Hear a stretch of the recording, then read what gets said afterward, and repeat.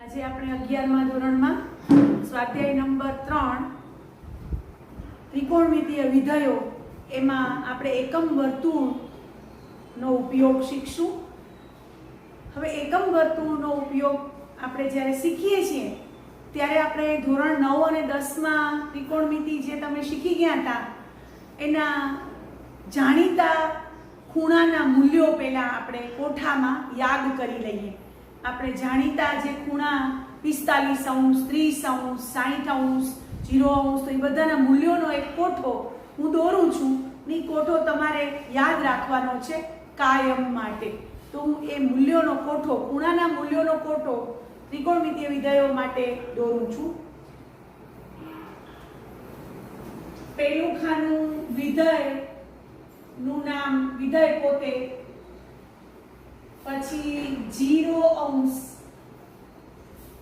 વિધેય છે sin cos tan cot cosec અને sec।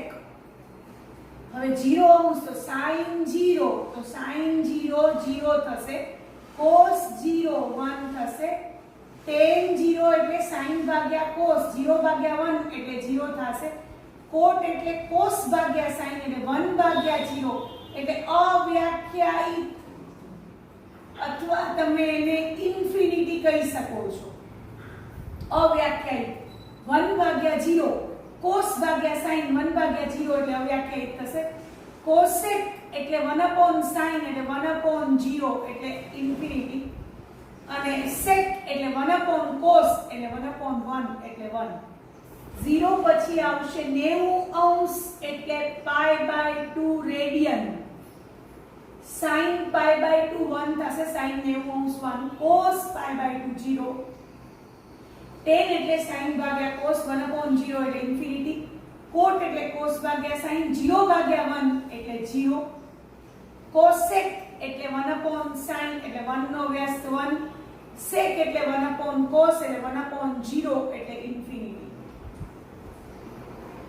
પછી 90 પછી આવશે 180 અંશ, પાઈ રેડિયન કહેવાય એને, sin પાઈ 0 બધા અત્યારે આ કોઠો લખશે, યાદ રાખશે બધા મૂલ્યો, પછી એકમ વર્તુળ ઉપર બધું આપણે દેખાશે, અત્યારે આપણે આ કોઠા સ્વરૂપે યાદ રાખશું। sin pi 0, cos pi -1, tan pi sin pi by cos pi 0 by -1 0, cot એટલે cos by sin એટલે ઇન્ફિનિટી, માઈનસ લખી શકો છો તમે કારણ કે, અને ઇન્ફિનિટી ખાલી લખો તો પણ વાંધો નથી, -1 ભાગ્યા 0, cot એટલે cos ભાગ્યા sin -1 ભાગ્યા 0 એટલે માઈનસ ઇન્ફિનિટી પર લખી શકો, ઇન્ફિનિટી પણ લખી શકો, અવ્યાખ્યાયિત પણ લખી શકો છો।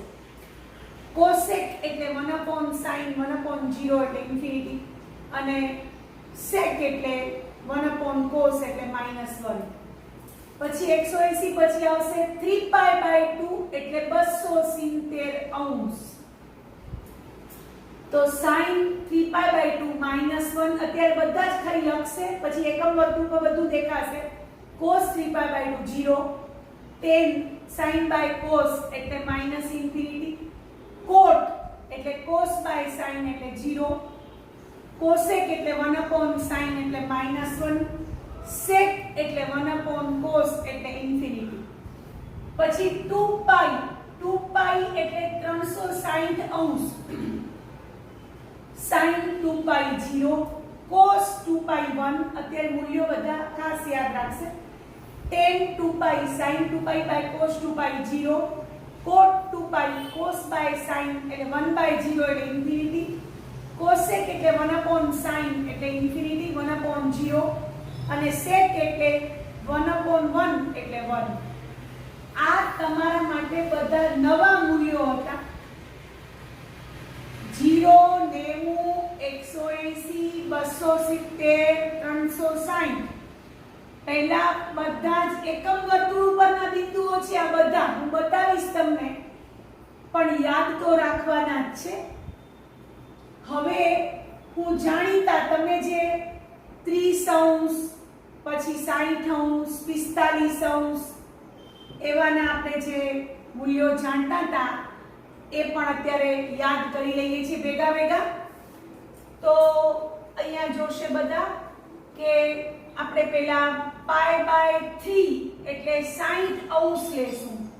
તો sin π/3 એટલે √3/2, cos π/3 એટલે 1/2, પછી tan π/3 એટલે આ બેનો ભાગાકાર √3, cot π/3 એટલે આનો વ્યસ્ત, tan નો વ્યસ્ત, પછી cosec એટલે 1/sin એટલે 2/√3 અને sec એટલે 1/cos એટલે 2. આ 60° π/3 રેડિયનના મૂલ્યો, ત્રિકોણમિતિય 6 વિધેયના મૂલ્યો. હવે π/3 પછી હું π/6 એટલે 30° લખું છું. π/6 એટલે 30°. sin 30 એટલે cos sin 30 એટલે cos 60 એટલે 1/2, cos 30 એટલે sin 60 એટલે √3/2, tan 30 એટલે 1/√3, cot 30 એટલે √3, cosec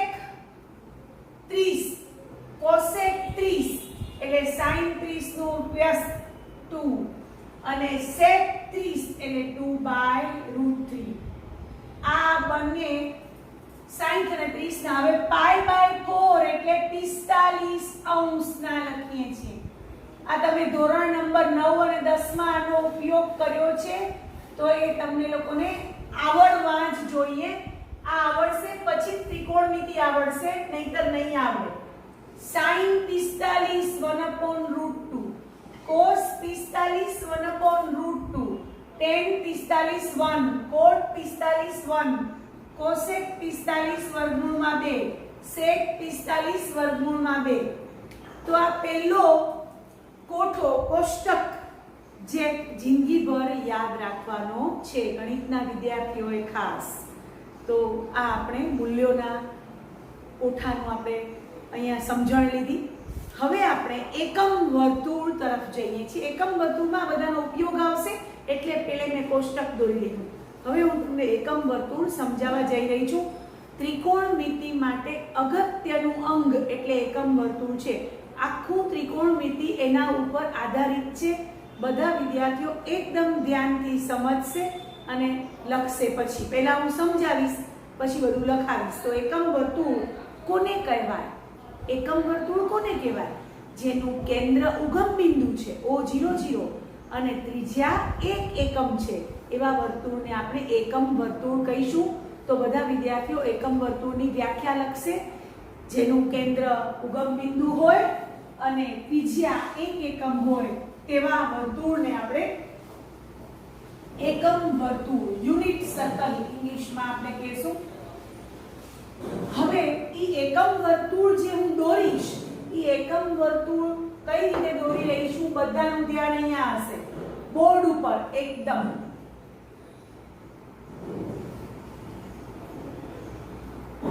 ને આ એક વર્તુળ દોર્યું છે, દેખાય છે બધાને. એનું કેન્દ્ર O00 છે, એકમ વર્તુળ છે, અને એની ત્રિજ્યા 1 એકમ છે. એમ એ લોકોએ કહ્યું છે એકમ વર્તુળની ત્રિજ્યા હંમેશા 1 એકમ હોય. તો આ એકમ વર્તુળના બે યામાક્ષો છે ને, એક્સ અક્ષ અને વાય અક્ષ, બંને લંબ યામાક્ષો છે ને, પરસ્પર લંબ યામાક્ષો. એ એકમ વર્તુળના 4 કટકા કરે છે સમાન, એકદમ 4 સમાન કટકા કરે છે. જોઈ લો, આ બંને અક્ષો છે, આ એક્સ અક્ષ અને આ વાય અક્ષ છે, દેખાય છે બરોબર બધાને? અને એકમ વર્તુળના 4 સમાન કટકા એક્સ અક્ષ અને વાય અક્ષ દ્વારા થાય છે. તો એ 4 જે સમાન કટકા થયા છે એકમ વર્તુળના, તો આપણે આને પહેલું ચરણ કહેશું, પ્રથમ ચરણ. પછી આને બીજું ચરણ કહેશું, પછી આને ત્રીજું ચરણ કહેશું અને આને ચોથું ચરણ કહેશું. આ રીતે જ યાદ રાખવાનું છે. આ પહેલું ચરણ છે, આ બીજું ચરણ છે, આ ત્રીજું ચરણ છે, આ ચોથું ચરણ છે. હવે આ એકમ વર્તુળ જે દોર્યું છે એમાં 4 એની કિનારી પરના બિંદુઓ, આ કિનારી એટલે પરિઘ પરના બિંદુઓ બધા એ ત્રિકોણમિતીય બિંદુ કહેવાય. આ કિનારી પરના બધા જ બિંદુઓ ત્રિકોણમિતીય બિંદુ કહેવાય. એકમ વર્તુળ પરની કિનારી પરના બિંદુઓને ત્રિકોણમિતીય બિંદુ કહેવાય. એમાં 4 ત્રિકોણમિતીય બિંદુ ફિક્સ, 4 બિંદુઓ ફિક્સ છે. કયા? તો કે જો x અક્ષ અને y અક્ષના એકમ વર્તુળ સાથેના છેદ બિંદુઓ. તો x અક્ષના એકમ વર્તુળ સાથેના છેદ બિંદુ A છે અને બીજું A ડેશ છે. x અક્ષ સાથે એકમ વર્તુળના છેદ બિંદુ A અને A ડેશ. y અક્ષ સાથે B અને B ડેશ છે. y અક્ષ સાથે એકમ વર્તુળના છેદ બિંદુઓ B અને B ડેશ છે. હવે આપણે આ 4 બિંદુઓ જે લખ્યા ને A, A ડેશ અને B અને B ડેશ, ઈ ચારે 4 બિંદુઓ ફિક્સ છે. એ ખસશે નહીં, એ બિંદુઓ ખસશે નહીં. એ હાલો આ બાજુ વાલે ઊંધું ને, A ડેશ ઓ બાજુ વાલે ઊંધું ને, A, A dash, B, B dash fix છે. હવે જો A, A dash, B, B dash fix હોય તો એના યામ પણ ફિક્સ હોય. તમે ધોરણ નંબર 8 અને 9 માં બિંદુઓના યામ મેળવતા શીખ્યા હતા, આલેખ દોરતા શીખ્યા હતા. તો બિંદુ A નો યામ, અહીંયા ધ્યાન આપજો, બિંદુ A ના યામ 1 0 થશે. શું કામ 1 0? બોર્ડ પર ધ્યાન. આ અંતર ઉગમ બિંદુથી A બિંદુનું અંતર એનો એક્સ્યામ બતાવશે. OA ઈ એક્સ્યામ બતાવશે અને ઈ ત્રિજ્યા છે એકમ વર્તુળની, ઈ 1 એકમ છે. એટલે OA ઈ બિંદુ A નો એક્સ્યામ બતાવે છે, કારણ કે x અક્ષ સાથેનું છેદ બિંદુ છે. ઉગમ બિંદુથી આપેલા બિંદુનું અંતર, x અક્ષ પરના બિંદુનું અંતર ઈ એનો એક્સ્યામ બતાવે. તમે યામ પદ્ધતિમાં ભણી ગયા છો. અને આ અંતર 1 એકમ છે કારણ કે વર્તુળની ત્રિજ્યા છે. એટલે બિંદુ A નો એક્સ્યામ 1 થશે. y યામ કેમ 0 લખ્યો છે? તો જે બિંદુઓ x અક્ષ પરના હોય ને, x અક્ષ પરના બધા જ બિંદુઓનો y યામ 0 થાય. બધા જ પોતાની નોટમાં નોંધ કરશે, x અક્ષ પરના તમામ બિંદુઓનો y યામ 0 થાય. તો આ x અક્ષ પરનું તો બિંદુ છે, આટલું અંતર 1 એકમ છે, તો y યામ તો એનો 0 થશે કારણ કે એ x અક્ષ ઉપર છે. એટલે આ 1 0 બિંદુ થઈ ગયું. હવે તમને આવડી જશે A ડેશ નું -1 0 યામ છે. કેમ? તો કે અંતર આ 1 એકમ છે, ત્રિજ્યા સ્વરૂપે 1 એકમ છે OA ડેશ, બરોબર? પણ દિશા ઋણ છે, x અક્ષની ઋણ દિશા છે. હવે x અક્ષની ઋણ દિશા હોય એટલે યામ ત્યાં નેગેટિવ આવે. એટલે આ અંતર 1 અંતર છે પણ યામ -1 થશે. અને y યામ શું કામ 0 થયો? ત્યાં કે x અક્ષ પરનું બિંદુ છે. બિંદુ A કોના ઉપરનું બિંદુ છે? x અક્ષ પરનું. એટલે તમને બધાને યાદ રાખવાનું છે, x અક્ષ પર આવેલા તમામ બિંદુઓના y યામ 0 લેવો. હવે આપણે y અક્ષ પર ગયા, બિંદુ B નો યામ. તો બિંદુ B છે એ y અક્ષ પર આવેલું છે, તો એનો x યામ 0 થશે. બિંદુ B y અક્ષ પર આવેલું છે એટલે એનો x યામ 0 થશે. અને આ OB અંતર એકમ વર્તુળની ત્રિજ્યા 1 એકમ જેટલું છે, એનો y યામ બતાવે છે, ઊંચાઈ. એટલે આપણે ખબર પડી ગઈ કે બિંદુ B નો x યામ 0 શું કામ? કારણ કે y અક્ષ પરનું બિંદુ છે એનો x યામ 0 થશે. અને અંતર આટલું 1 છે એટલે 0 1 એના યામ થશે. અને B ડેશ ના યામ 0 -1 થશે. હવે તમને ખબર પડી ગઈ કે y અક્ષની ઋણ દિશામાં છે એટલે અંતર 1 જ કહેવાય. અંતર ત્રિજ્યાનું 1 જ છે, 1 એકમ, 1 એકમ. પણ યામ ઋણ છે કારણ કે y અક્ષની ઋણ દિશામાં છે. ઉપરાંત બિંદુ B ડેશ y અક્ષ પર હોવાથી, આ y અક્ષ પર હોવાથી એનો x યામ શું થશે? 0. તો તમે આ બધું ભણી આવ્યા છો ધોરણ નંબર 9 માં, 8 માં, પણ તોય પણ છતાં તમારે તમારી નોટમાં ખાસ નોંધ તરીકે લખવાનું છે, x અક્ષ પર આવેલા તમામ બિંદુઓનો y યામ 0 થાય, y અક્ષ પર આવેલા તમામ બિંદુઓનો x યામ 0 થાય. આ યાદ રાખી અને જ આગળ વધવાનું છે.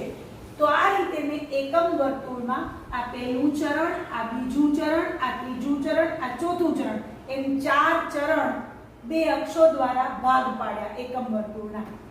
4 બિંદુઓ મને મળ્યા જે ફિક્સ બિંદુઓ છે. અક્ષોના એકમ વર્તુળ સાથેના છેદ બિંદુઓ કહેવાય.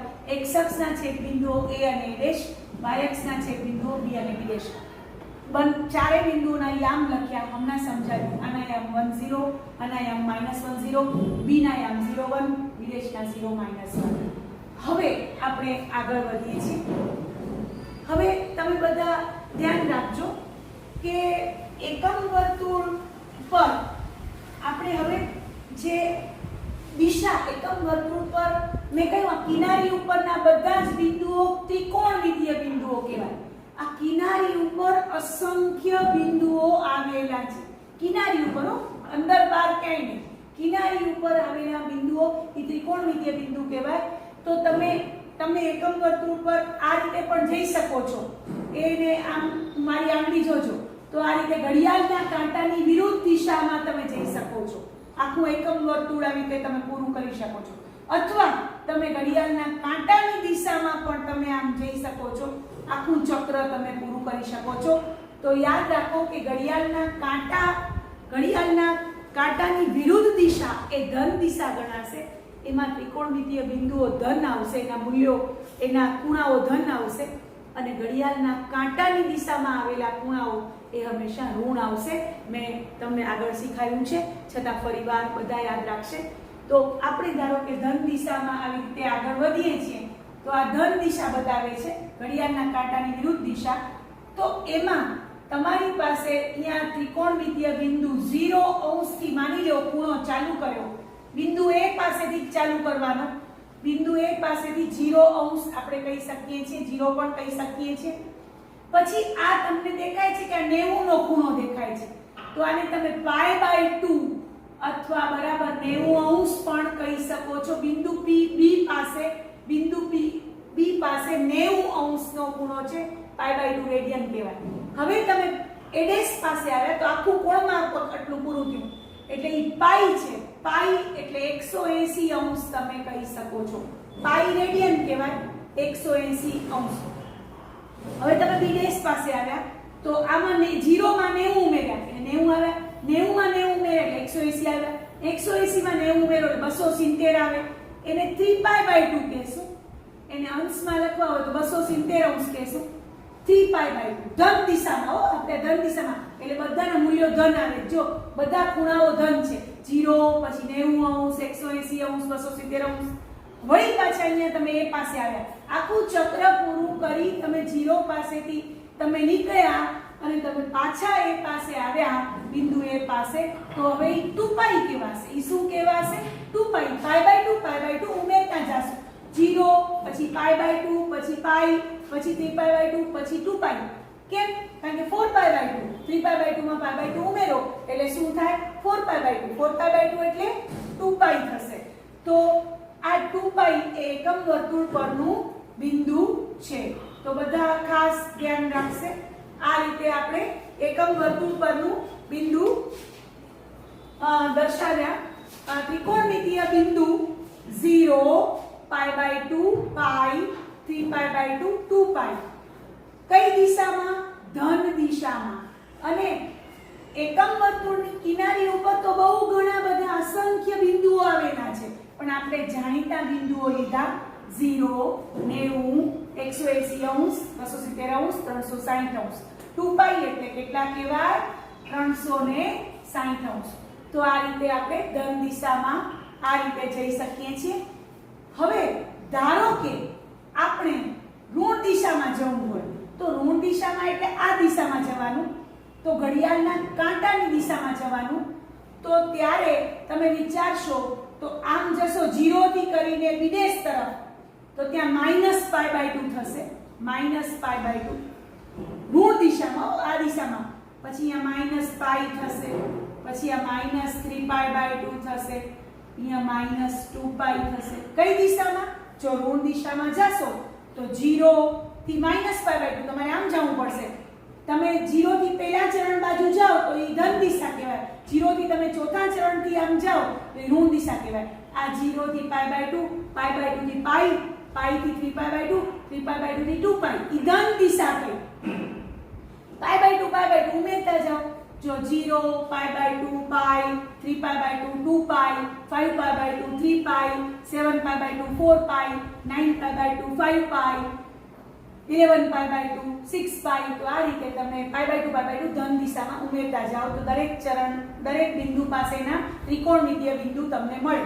ઋણ દિશામાં જાઓ 0 તો અહીંયા -π/2 થશે, આ -π/2 આમાં આમથી જશે એટલે -π/2 -π -3π/2 -2π -5π/2 -3π -7π/2 -4π તો આ રીતે ઋણ દિશામાં તમે જઈ શકશો। હવે તમે જ્યારે દિશા ઋણ લેશો ત્યારે ચરણ નહીં બદલાય, ચરણ આજ પહેલું બીજું ત્રીજું ને ચોથું રહેશે। તમે કહો ઋણ દિશામાં જાઓ તો આ પહેલું ચરણ, તો ચરણ નહીં બદલાય, યાદ રાખજો। તમે ઋણ દિશામાં જાશો તો આ ચોથું ચરણ જ છે, આ ત્રીજું ચરણ છે, આ બીજું ચરણ છે અને આ પહેલું ચરણ છે। તો યાદ રાખો કે ખૂણાની દિશા જ્યારે આપણે બદલાવીએ છીએ ત્યારે ચરણ નહીં બદલાય, ચરણ જેમ છે એમ જ ફિક્સ રહેશે। શું એકમ વર્તુળ પર ફિક્સ રહેશે? બિંદુ A, A', B, B' એના યામ, એના સ્થાન અને ચરણ એ ફિક્સ રહેશે। બાકી ત્રિકોણમિતિય બિંદુઓ અહીંયા બદલાયા કરશે। તમે જેટલા ચક્ર ફરતા જશો એમ ત્રિકોણમિતિય બિંદુઓ બદલાશે, પણ બિંદુ A, A', B, B' પોતાના યામ નહીં બદલે, પોતાનું સ્થાન નહીં બદલે અને આ ચરણ પણ પોતે જે સ્થાનમાં રાખ્યા છે એ જ ચરણ ત્યાં ને ત્યાં જ રહેશે। તો આ યાદ રાખવાનું છે ખાસ ત્યારથી। તો હવે તમને લોકોને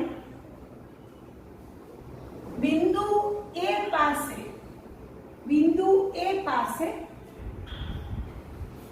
0 થી ચાલુ કરીએ તો 0 ધન દિશામાં, પછી π/2 π 3π/2 2π, વળી આખું ચક્ર ફરો, આખું ચક્ર ફરો તો 2π ઉમેરવાનું, અડધું ચક્ર ફરો તો π ઉમેરવાનું અને ચોથા ભાગનું તો π/2 ઉમેરવાનું। તમને ખ્યાલ આવી ગયો?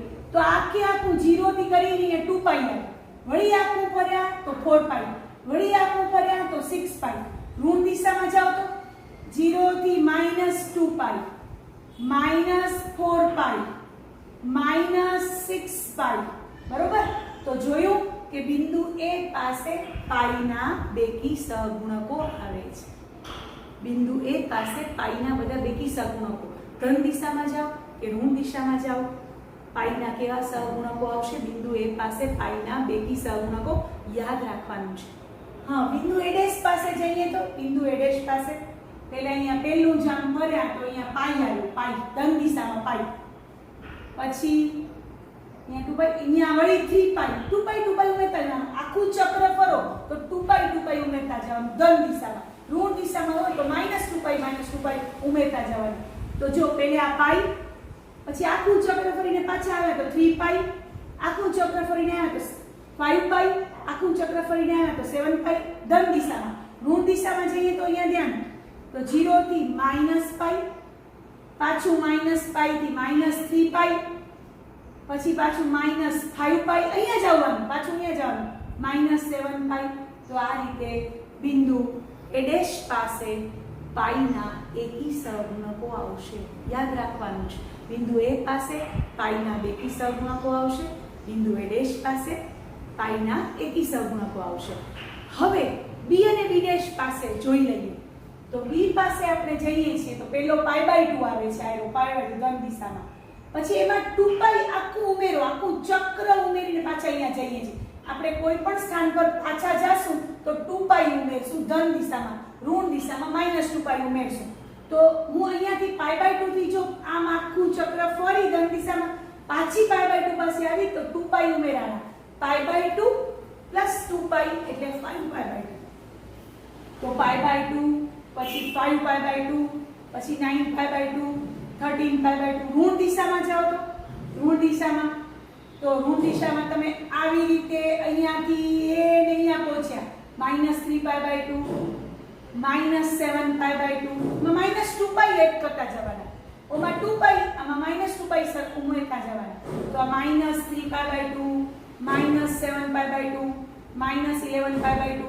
તો આ રીતે ઋણ દિશામાં આપણે B પાસે, એવી રીતે B' માં પણ પહેલો તમારો ધન દિશાવાળો કયો છે? 3π/2 છે પહેલો ધન દિશામાં, અહીંયાથી આમ જાઓ છો તો 3π/2 પછી 7π/2 2π ઉમેરતા જવાનું, ઈ જ જગ્યાએ આવો એટલે 2π ઉમેરતા જવાનું, 11π/2 13π। ઋણ દિશામાં આવો તો -π/2, ઋણ દિશામાં -π/2 -5π/2 -9π/2 માઇનસ 13π/2. તો આ રીતે બિંદુ બી અને બી ડેશ પાસે π/2 ના એકી સહગુણકો આવશે. બિંદુ એ પાસે પાઈના એકી સહગુણકો, બિંદુ એ ડેશ પાસે પાઈના એકી સહગુણકો અને બી અને બી ડેશ પાસે π/2 ના એકી સહગુણકો. તો આજે આપણે આટલું કર્યું. તો તમને મારો વિડીયો પસંદ આવ્યો હોય તો લાઈક કરજો, શેર કરજો અને મારી ચેનલને સબસ્ક્રાઇબ કરજો. Thank you.